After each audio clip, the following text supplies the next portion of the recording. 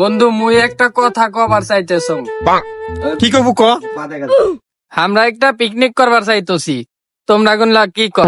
Picnic তো করবার চাইতেছেন, এটা তো ভালো কথা। কয় টাকা করিবা ধরেন? ধর বেটা টাকা পয়সা যাও, আমরা পিকনিক খামু। ভাই মোর কাছে টাকা পয়সা নাই, মুই তোমাগুলোর সাথে পিকনিক খাবার পাবার না। মুই জানং এতে কোনা কারো সমস্যা না হইলেও তোর সমস্যা হইবে। মোর তো তোমাগুলোর মতন টাকা নাই যে মুই তোমার সাথে পিকনিক খাই। তোর যদি টাকা থাকিল হয় তাও তুই খালো না হয়। তুই কিন্তু সবসময় মুখ নিয়ে উল্টা পাল্টা কথা কইস, এলে কিন্তু আমার ভালো লাগে না। এই তোমরা গুলো দরকার থামাং, মুই একটা কথা কইতেছুম। তুই ফিরে দেখো না কি খবর চাইতেছিস? পিকনিকে যে টাকা ধরিম ওর থেকে নিয়নের 100 টাকা কম।